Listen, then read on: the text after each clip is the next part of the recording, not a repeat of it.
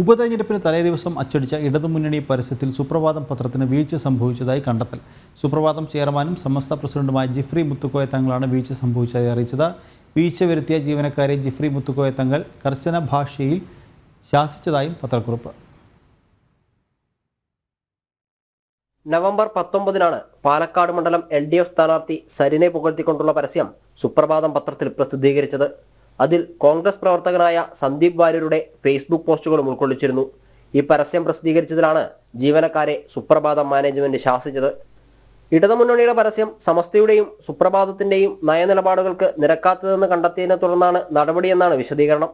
പരസ്യവുമായി ബന്ധപ്പെട്ട് സുപ്രഭാതത്തിന് വലിയ വീഴ്ചയും ശ്രദ്ധക്കുറവും സംഭവിച്ചുവെന്ന് അന്വേഷണത്തിൽ കണ്ടെത്തിയതായി ചെയർമാൻ മുഹമ്മദ് ജിഫ്രി മുത്തുക്കോയ തങ്ങളാണ് പത്രക്കുറിപ്പിറക്കിയത്.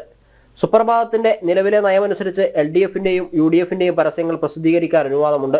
തദടിസ്ഥാനത്തിൽ ഇക്കഴിഞ്ഞ പല തെരഞ്ഞെടുപ്പുകളിലും ഇരു മുന്നണികളുടെയും പരസ്യങ്ങൾ പ്രസിദ്ധീകരിച്ചിട്ടുമുണ്ട്.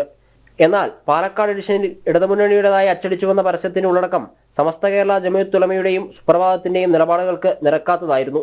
ബഹുജന മധ്യത്തിൽ പത്രത്തിന്റെ നിലവാരം തകർക്കുകയോ ഏതെങ്കിലും പാർട്ടിയെ സഹായിക്കുകയോ ചെയ്യണമെന്ന ഉദ്ദേശത്തോടെ ആരും പ്രവർത്തിച്ചിട്ടില്ലെങ്കിലും ജീവനക്കാരിൽ ബന്ധപ്പെട്ടവർക്ക് അശ്രദ്ധമായ ഗുരുതര വീഴ്ച സംഭവിച്ചിട്ടുണ്ടെന്ന് ബോധ്യപ്പെട്ടതിനാലായിരുന്നു നടപടി.